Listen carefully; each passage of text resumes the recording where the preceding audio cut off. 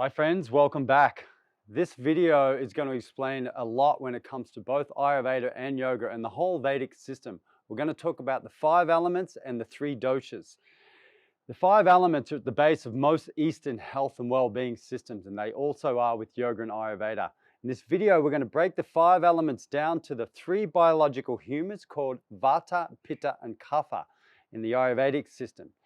These doshas really explain so much about our individuality and also how we work with nature in order to create harmony. So I hope you enjoy the content. Please hit the like button, make some comments below. Also hit the notifications bell so you don't miss any new content coming up. Enjoy the video. We'll see you at the end.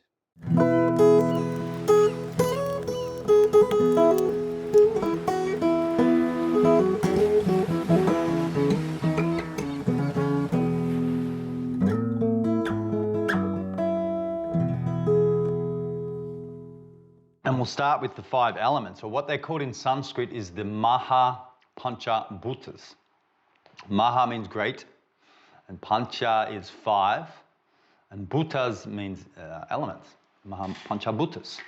Okay, so let's look at these. We have ether, air, fire, water, and earth.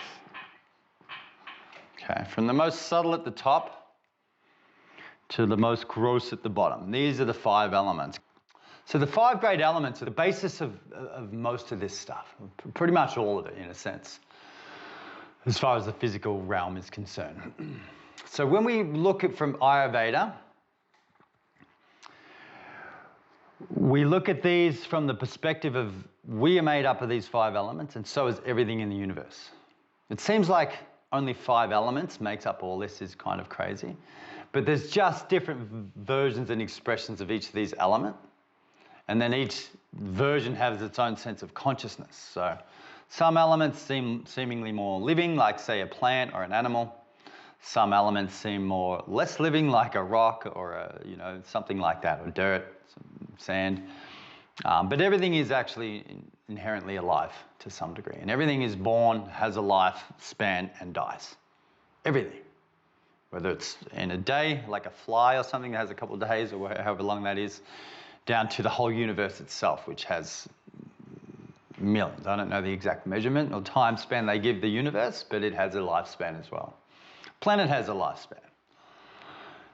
So do humans, and that's what we're really focusing on here. So the 5 elements are really the primary teaching, and many thousands of years ago, when these great seers or rishis they didn't have all this crap we have now to do, which is useful. It's useful crap. I don't want to just push it too far to the side. But I mean distractions, externally based things in the world to overstimulate their minds. They were looking into, if you can sort of imagine back when there wasn't all that kind of stuff, how much they were trying to study and how much they were feeling into and trying to understand what the world was and what they were. We've got thousands and thousands and thousands of years now of experimenting and science and all of these things combined with these spiritual sciences to depend on, to understand things. But back then they didn't. They were figuring it all out. So they were doing all these sorts of crazy things, trying to figure out who and what they were and how they operated. Okay, so they quickly came to understand that these different elements, this water has a certain quality, and eventually they got to fire, which was miraculous that they made fire, and now we have devices you can just make fire at any given time. But it was air and wind. They just figured all this out earlier on, that all these elements make up our physical bodies and also make up the universe. So what these great seers did, which is quite amazing when we look back through all of this stuff, that this was, this knowledge was seen and understood thousands of years ago, before any of the instruments or any of the things we have now. They saw it. So they used their higher capacities of their minds and tapping into consciousness to understand and see all of this stuff. And so one of the first breakdowns of these 5 elements in the Ayurvedic teachings is they broke them down into these 3 biological humors, or they saw that in the body, these elements work together in pairs to help the body operate or function. All its physiological functions were related to these elements working in pairs, from the more subtle functions to the more gross functions. And what they saw was that air and ether worked together to create this thing called Vata. Fire and water worked together to create this thing called Pitta. And water and earth came together to create this thing called Kapha. And now these things are called doshas. And that's probably one of the main things anyone hears about Ayurveda, if they even just read into it for 5 minutes, is everything's about these 3 doshas, which to some degree, a lot of it is. It's not the entire focus of Ayurveda, but it's a very important one when it comes to the physical body and so forth. And the word dosha itself actually means defect. So when someone's asking what's your dosha, and everyone's so excited to find out what their dosha is, and they want to know what their constitution is and what their qualities are. But it's basically we're finding out what our defect is, what's your defect?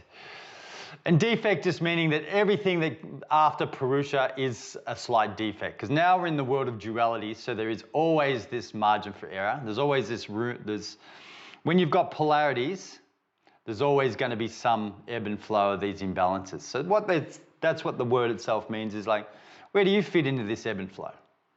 What's your sort of blueprint stamp, which we'll get to in a minute. So they saw that these 3 doshas were mapped out in the body, and they work together in pairs. And if you look at the elements as far as qualities go, which we'll go into a little bit more later, it starts from the most lightest subtle quality down to the most dense quality. Earth being the most dense, water is a little less dense, but it's still somewhat dense. Fire is starting to get pretty subtle, but you can still feel it and see it quite a bit, and it will burn you. So it's sort of the transition between the more gross elements and the more subtle elements. Air is sort of like just moving ether, moving space. So it's pretty subtle. You can't really see it. You can see it moving things, but you don't really see it on its own. And then ether is the space in which everything exists in.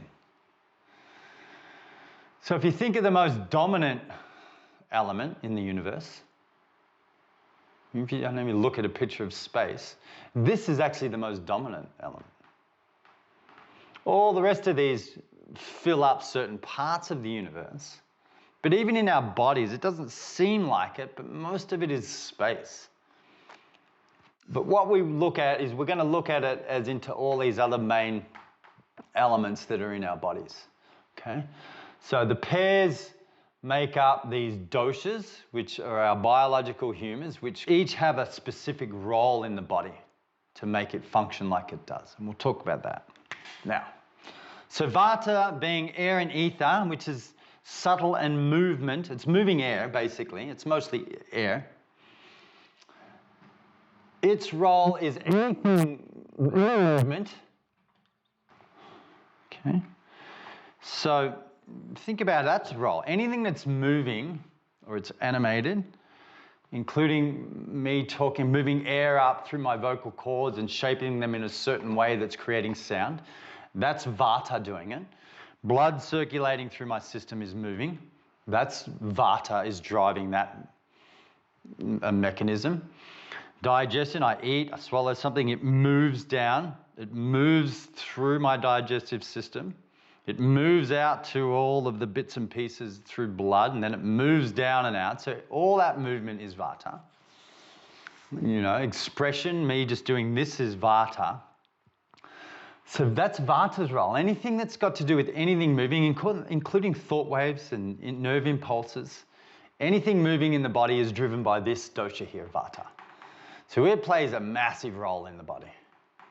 Massive role. And that's why it gets a lot of attention. And that's why it's also seemingly the troublemaker.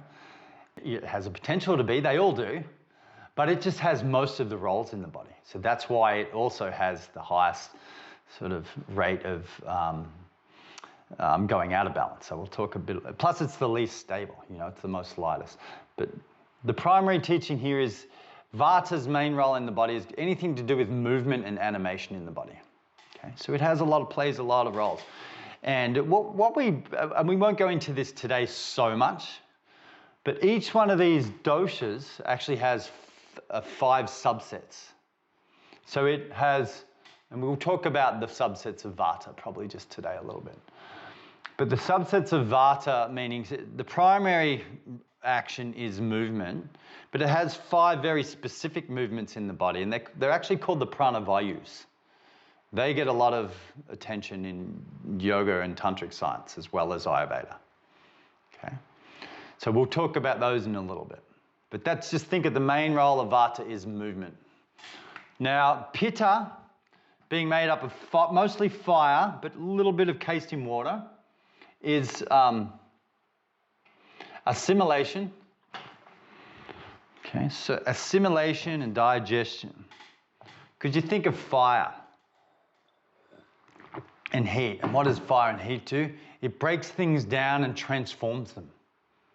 If you think of put something into a fire, an incinerator, it goes from one substance to being broken down into another, probably dust in the end. So it plays that role in the body also. It's more so looked at as acids in the body. But within those acids, and that's why it's fire encased in water, it's just the quality of heat or fire, but encased in a little bit of water. If it wasn't encased in the water, it would just burn your tissues. So the water is just carrying the fire out to do its job of assimilating and digesting things in the system. Again, it has 5 subsets. The main role is digestion, but there's one subset is to digestion of light. It's in through the eyes. There's the digestion of thought, which comes through the brain, the mind, linked. There's digestion of food, which is in the abdomen. There's digestion of sunlight that comes in through the skin. So it has 5 specific roles that are all got to do with digestion and assimilation. And they're called subdoshas, the subdoshas of Pitta. We won't look at them too much in this, there's just not enough time in this workshop, but just know that there is 5 subsets of each one of these. But the main quality of its action is digestion, assimilation. Okay? And then Kapha, being made up of earth and water, it's more of this, if you think earth and water, sort of this muddy kind of substance in the system, but it's more seen as phlegm or just solid form, but it manifests in different ways. But its main 2 roles are lubrication and protection. Okay, so just think of Kapha in the system. Think of your gut flora. You know, that gets a lot of attention these days, or the lining in your stomach to stop the acids of Pitta burning your tissues. There's this lining of fluid and flora and everything. It could be seen as Kapha. This fluid all in through your brain is a container for all of these active nerve impulses and everything to be happening. It's encased in this protective layer of Kapha in the brain.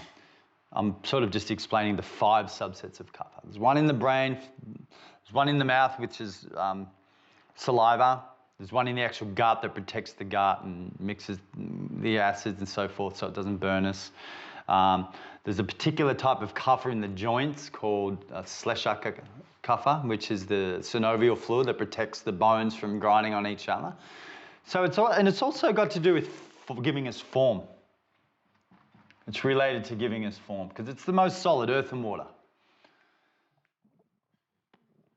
So each of these doshas has a specific action in the system, right? And it maps out all the biological functions of how our body operates. So we know that each one of us is made up of all 5 elements, which means we all have each 3 dosha. You know, it gets oversimplified. People say, I'm all Vata. If you're all Vata, we wouldn't even see you. You'd be just wind blowing around. If you're all Pitta, which I'm about as close to it as you'll get. Well, that's not true. I'm quite Pitta Kapha. Then you would just be a fire. You would just be a bucket of acids, you know. So we all have all 3, but we all have all 3 in various proportions. And this is the next part, which is a primary teaching of Ayurveda. Let's look at these things. There's these 2 words here. So one is called Prakriti. And we'll start off with Prakriti because this is sort of what everyone wants to know. You know, when they go and look online and they do this self-assessment, you know, you go on any website that's sort of Ayurvedic based and they'll give you this self-assessment and you find out what your dosha is. And it's quite misleading and it's quite confusing, really. I mean, they oversimplify it. It's a great marketing tool to get people to buy Vata kits and Kapha programs and things like that. But it's very inaccurate, and I'm doing my best to not go down that road of being too generic. But the word Prakriti, we saw it in the Sankhya model. It has a similar meaning. But the word itself means, pra means the very first of something, like the primary thing. And Prakriti means the first creation. Okay? You can also go back to the Sankhya model here and start relating it. But think of when you are conceived, okay, not when you're born, but when sperm meets, mum and dad's sperm and egg meet for the very first time, okay, and something happens, something germinates and there's a spark of life force of these two substances that come together that each have a specific intelligence and a specific role in creation, the male and the female fluids, reproductive fluids. Soon as these two things are joined together, or the moment of conception, is the time in which your constitution or your prakriti, your blueprint, is determined. Now, what determines it? Everything. Here's a big part of what determines your blueprint is where the planets all were in the universe. Okay, so you were, you know, look at the globe here, say this is the Earth, and you were conceived somewhere up there, and there was a certain longitude and latitude, and I'm just getting into astrology now, and I'm not by any means an astrologist, but I know this is what they base their teachings off, is there is what's called astrocartography. There's all these grids on the planet. So wherever you were on that dot on the planet had a specific quality. There's a certain rock under the ground there. Maybe it's a volcanic island. Maybe it's Scandinavia. Maybe it was Antarctica. Maybe it was the middle of Australia. So that point on the planet had a certain energetic to it. The condition of your parents at that moment had a certain energetic and quality to it. What they were eating, what they were thinking, what they were doing. Where the planets all were in alignment at that given time to that point where you were on the planet. Where there was the moon, where was the sun, where was Jupiter, where was K2, where were all the planets in their houses in correlation to other planets and the sun and the moon. So all of those things were in a certain position that they will never ever be again in this exact same one. And your parents, who are very unique beings in themselves that have come from their own constitutions and own experiences and own consciousness, all came together. And right at that moment, there was a stamp, or you could see a picture was taken of the universe. And that was, here you go, here's your blueprint of your being, your individual being. And this is called your prakriti, you know, or it translates into your constitution. You know, and if I liken it, and I do talk a lot about vehicles, I think, because we all understand them, but if you compare it to a vehicle, it's sort of like the plans for the vehicle. Like, here it is. This is the purpose of this vehicle. It's going to be a touring car, or this vehicle is going to be an army tank, or this vehicle is going to be a bus, or this is going to be an airplane, or a dirt bike, or whatever vehicle it may be. But it has a certain specific purpose mapped out for it. They don't just build things and then say, here's a bus, we're going to go race it against all these dirt bikes. Or here's a bus, let's drive it across the ocean. No, we'll build a boat for that. It has a specific purpose, which is that machine's dharma, if you like. It's God-given purpose or human-given purpose. But each individual human has a specific purpose here in the world. And it's determined, or the purpose determines your prakriti. And you will manifest, or you will be created into this being with a specific constitution. Your bones will be a certain density, you'll have certain color hair, you know. So that's the teaching that everyone looks for when they're going into Ayurveda, is they want to know what their constitution is, okay? So that's what determines it, is everything in the universe, and including your parents and your karma and everything as well. There's so much that goes into it.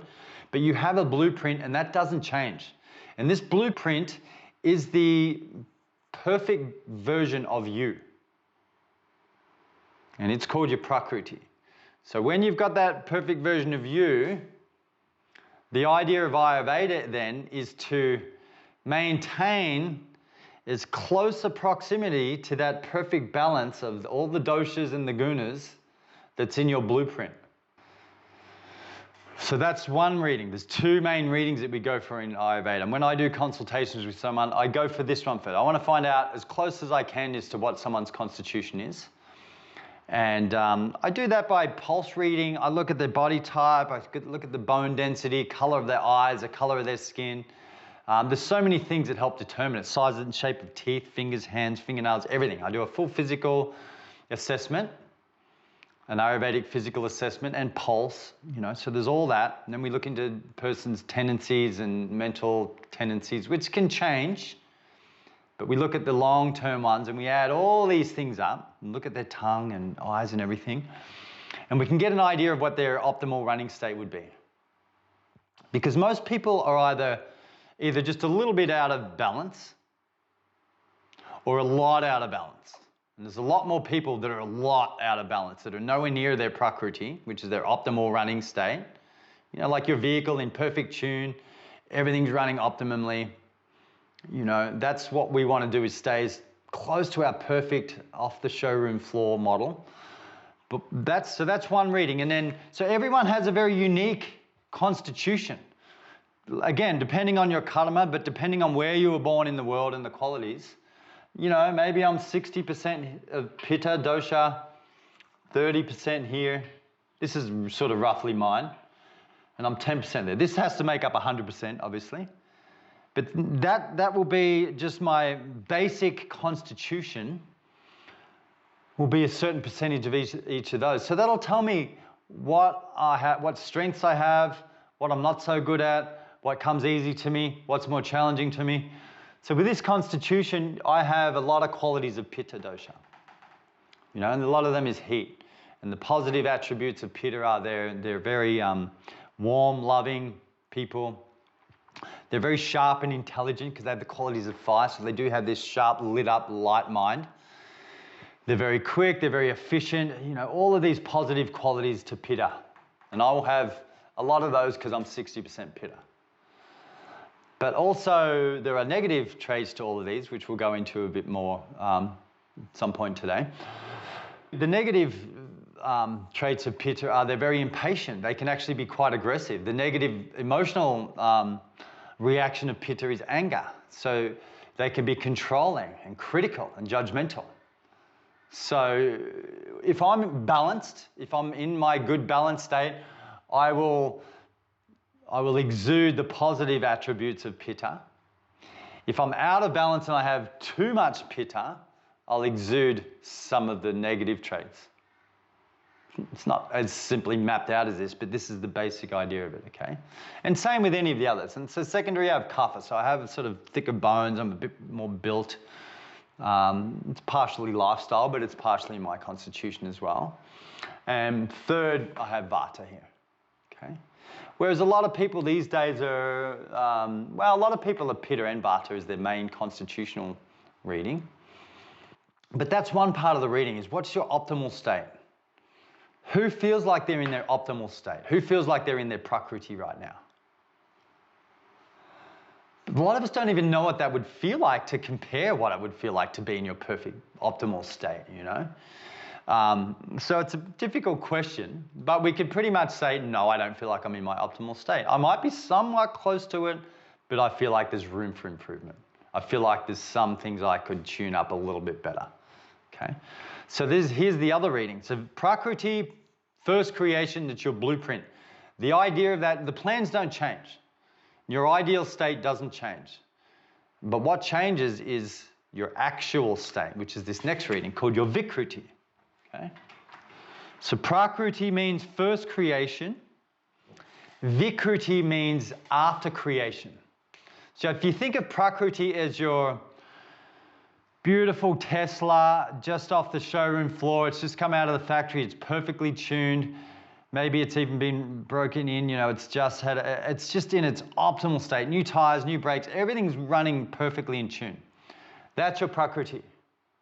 Okay? That's what you want. You want to try and keep this car in that state best you can. Okay? And same with your physical body. But then you drive this vehicle off the showroom floor, out of this air-conditioned room that it's in, out of the sun, out of the elements. You drive this vehicle out onto the bumpy, crappy road. And it starts wearing on the suspension, you know. And this Tesla's built for a pretty smooth road and smooth ride. But now you're out there and you're hitting bumps. Maybe you go and gas up. Well, Teslas are mostly electronic, but just say it had gas running in it. So you went to the cheap gas station and it has the crappy gas. So you started getting some toxins or debris in your gas. So that then goes into the engine and clogs up certain channels in the engine. You leave your car in the sun, and we live by the ocean here. So eventually the ocean water and the sun start corroding the vehicle and fading the paint. This is now the actual state of the vehicle. The ideal state of the vehicle was on the showroom floor, but the actual state of the vehicle now is the state that it's in after it's been used. Okay? So Vikruti is your actual current state. And when we're looking to treat people, your Vikruti is actually, we will say, almost more important than what your Prakriti is. They are both important to know. But what we really need to understand is, so we do need to understand what your ideal state is so we can get you a bit closer back to that. But we need to understand what is your state of imbalance right now. What is out of balance? Because that's what we need to work on to get back into balance. So that's Vikruti. And this is where I think a lot of people that do the self-assessment charts come a little bit unstuck, is they do this chart and it'll ask you about your digestion and your sleep patterns and all that. And all those things change, you know? So let's look at that. Let's look at Prakriti. Prakriti is your ideal state. And we say the idea of your ideal state stays the same throughout your whole life. But what changes that? What do you think will upset that state? Think of the Tesla coming off the showroom floor.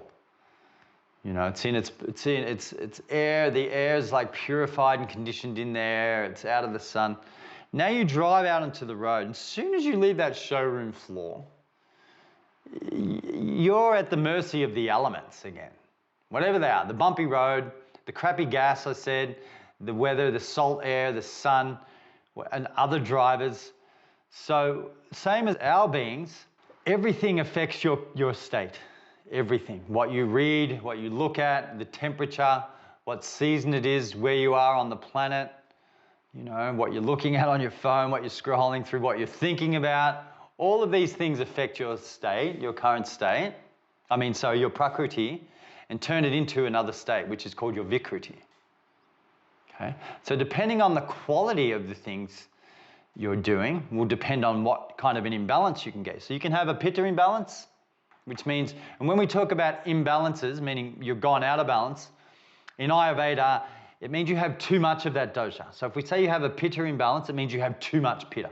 Too much Pitta in respect of your constitution. So instead of 60% Pitta, which is my ideal amount of Pitta, maybe I went out in the sun in midday and I was working and smoking a cigarette and drinking vodka. These are all things that create a lot of excess heat. Or whatever, even just eating a spicy hot meal. And I was in the middle of the sun and I was on the equator, you know, I was in whatever, the Maldives surfing, and we had a spicy hot meal, we were out in the sun all day. That would bring my Pitta up quite a lot. Okay, I know that does sound pretty good. And I have done that quite a bit, but I do look back and think of all the Pitta imbalance I had from doing that. So now I surf early and late, or try and keep it covered up when I'm out there. But that will create excess heat, which will now turn my optimal, if I was in my optimal state, it will raise Pitta and give me a Pitta imbalance. And the same goes for either of these. So maybe I'm still this constitution here. So any of the doshas can go out of balance. Not just the one that I'm highest in, although that is the one that I'm most likely to go out of balance in. Kind of. I mean, that's sort of how the teachings say. When you're highest in, I don't need much more fire to put me out of balance. I have a lot of fire, so I've kind of got to keep it subdued more than anything, so it doesn't get too high. But what if I'm this constitution and I go out in a lot of Vata conditions, and I'll talk about the seasons, but winter is very Vata-y.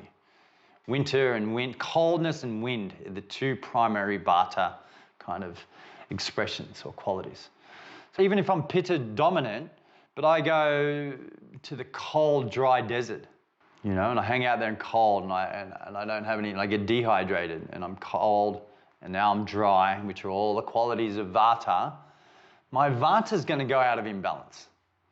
So maybe my Vata now is around 40%, which brings it, so my Vata's gone up, so in turn, it takes away and these other two go down. So maybe I'm 40, what do we got? 40, and that's brought that down. Kapha stayed 30, and that come down to 30. So now this is my current state, my Vikriti, 40, 30, 30. So that's out of balance. So my system is not going to like that. So that is my Vikriti. Now what I need to do is determine which of those, what is the element or what is the dosha that's most out of balance in me, and that's the one I need to work with first. If I've got a Vata imbalance, I need to bring that down first. If I've got a Pitta imbalance, I need to bring that down first and then balance the rest of the things.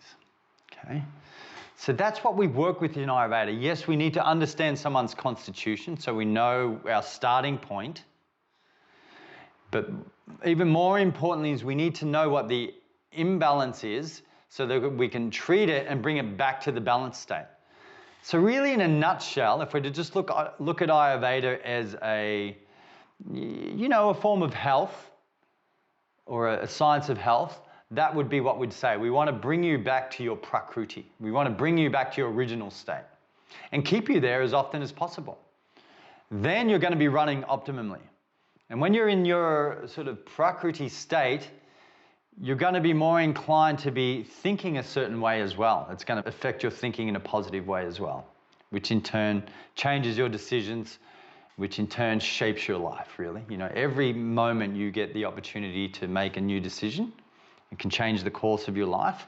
If I make the decision to go that way, it's going to steer me in that direction. If I make a decision that whether I know it or not is going to take me that way, that's what's going to happen. You know, but you can always correct it. Just because you've gone off path, it doesn't mean you can't correct it right away. You can correct it instantly by doing something that's going to bring you into balance. The idea of Ayurveda is understanding the qualities of everything and understanding the qualities of ourselves, which is understanding the qualities of the elements, which in turn gives you the qualities of the doshas, which then is going to shape how you work with prakriti and vikriti. Okay, so if I know if I've got a Vata imbalance and the qualities of Vata are very light, and we'll actually go on to this in a minute, but they're light, cold, dry, and mobile, because it's wind basically, and I have a Vata imbalance, here's where one of the primary sort of things comes in here. So like increases like, okay? And then opposites balance. That's sort of the base teaching of Ayurveda as well. If I've got too much of a certain light quality and it's creating this light imbalance of too much lightness, which will make you feel unearthed, scattered, it can make you feel very indecisive, it can make you feel anxious. You know, this is a lot of the world has Vata imbalance right now. There's so much changing, there's so much uncertainty. All these things are Vata, sort of expressions of Vata in a sense. Okay, so what do we need? We need more warming, nourishing, grounding, stabilizing things, routines, things like that balance Vata, if there's a Vata imbalance. Okay, if I had a Kapha imbalance, which means everything's kind of damp, heavy, slothy, you know, someone that's just eaten too much pizza and chocolate and just a lot of dead, dense, heavy food, and they've got no energy, maybe they were already kaphic, then they would need the opposite of that. They would need a lot of light, fiery energy to bring them up out of that and burn off that density to bring them back to a sort of a more awakened condition. Okay. So that's the basis of it, is when you get down to understanding all of the qualities of all of the elements, which will then in turn give you the qualities of the doshas, And then you start to, and this is all the study of Ayurveda, you start to understand the qualities of diseases. And when I say disease in Ayurveda, we're just talking about imbalance. If you've got an imbalance in Ayurveda, that's a dis-ease. You know, if you're out of balance, you've got it's a mild form of the disease. Whereas in Western medicine, it's gone quite a few steps down the track, and now it's established itself as a very chronic imbalance that now has a name as a disease. But Ayurveda, they go back and they look more like, well, let's prevent the disease by keeping things in balance before they get too out of balance. Okay? So here's another key sort of teaching of Ayurveda. It is very preventative. It works on prevention. Prevention is far greater than a cure. Cures are fantastic, but if you can prevent the disease first, it's going to be a lot easier to deal with. Okay? So if you maintain a life that keeps you closest to your constitution, your body won't get a chance to get a disease as much. I mean, we always have karma and certain things we need to go through. But if you optimize the way you live and just be conscious about what you do, it doesn't mean you have to bring the parameters down to this very straight line parameters. If you just narrow them from being out here, you know, I mean, like partying and drinking and then going out all night and you're just bouncing off one polarity to the next. If you just narrow the parameters, your body is going to stay in balance a lot better, which is going to reduce the risk of disease or more chronic conditions and things like that. So we just narrow the parameters, stay within these natural ebbs and flows, and that's greatly what I focus on in my teachings these days, is preventative.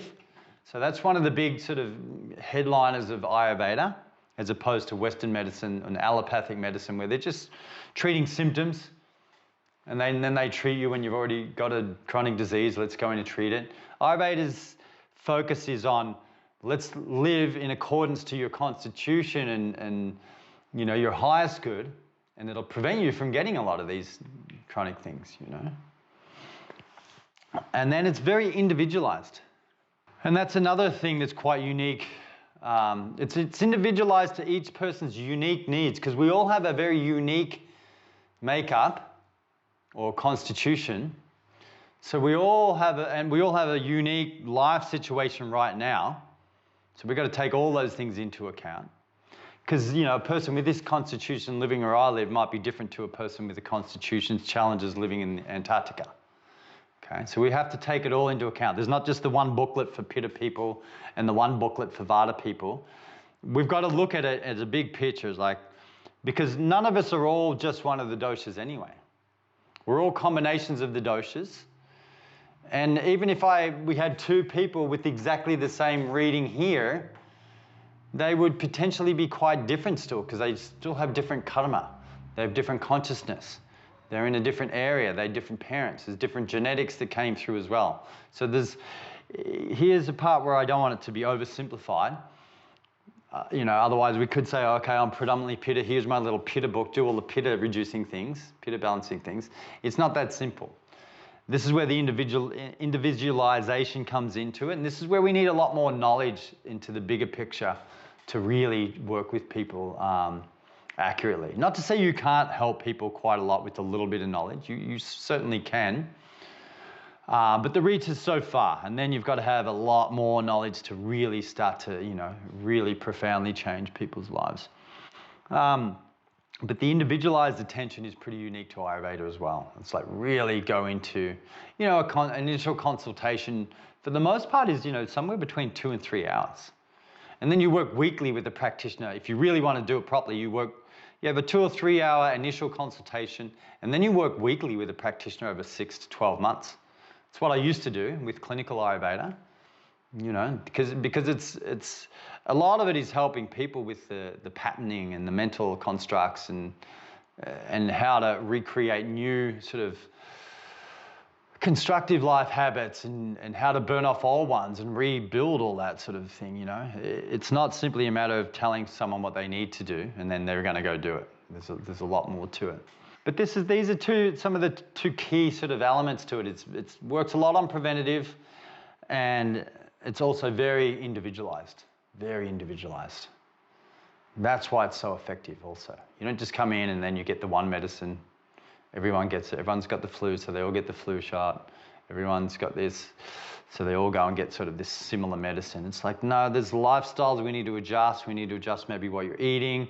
Maybe we need to adjust your sleep rhythms, things like that. There's so many different elements that upset people's rhythms that modern medicine doesn't do or doesn't look at.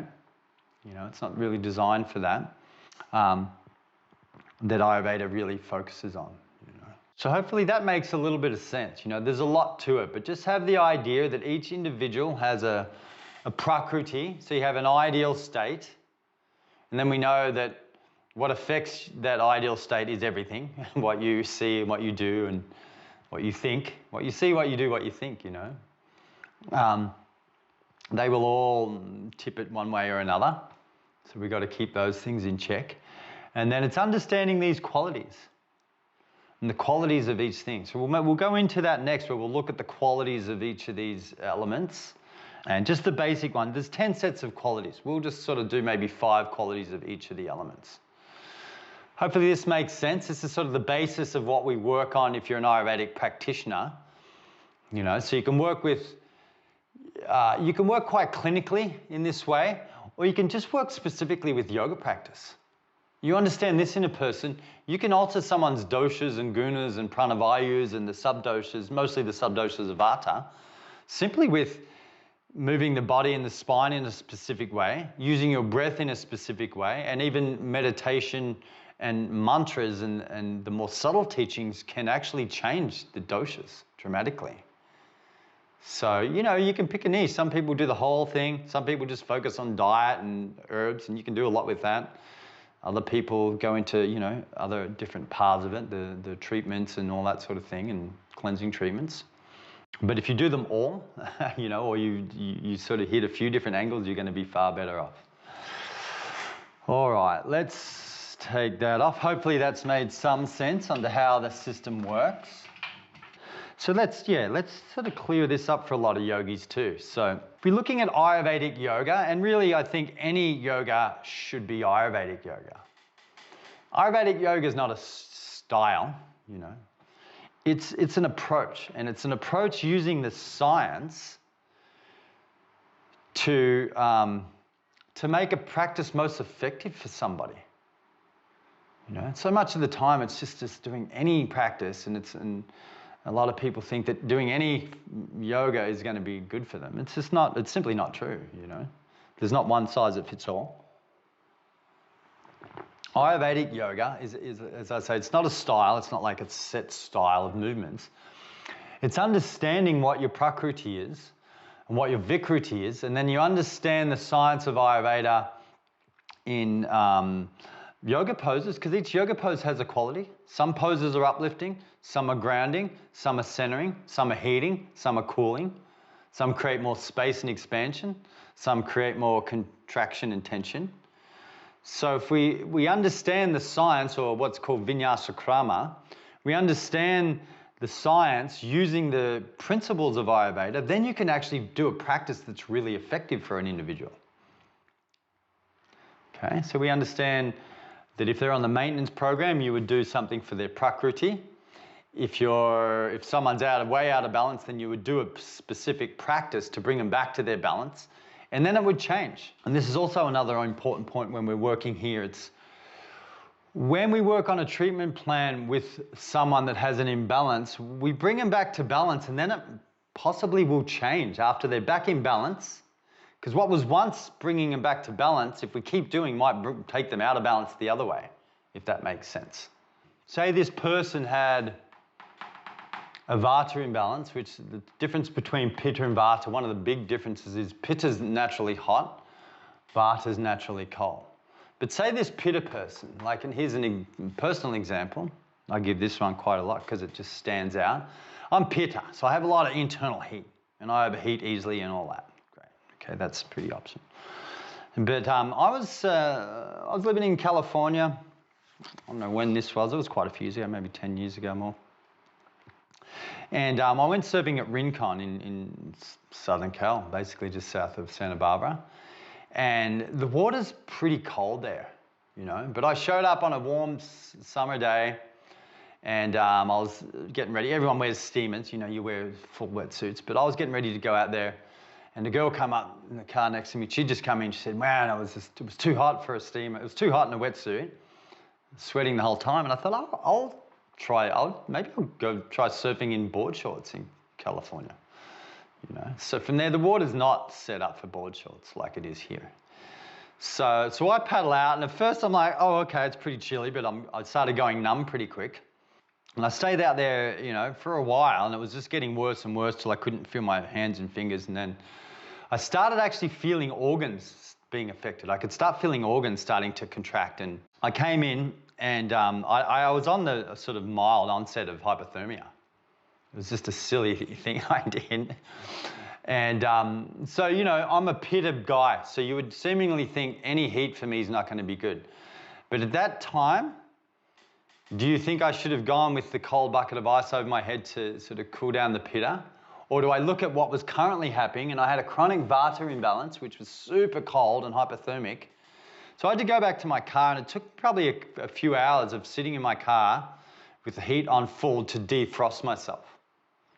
Okay, so that was actually bringing me back to balance. All that heat was bringing me back to balance. And when I got back to balance, should I just keep the heat on the whole time? No, I had to readjust again and go, okay, I'm back into my regular state or somewhere near it. I don't need the heat anymore. Let's take it away.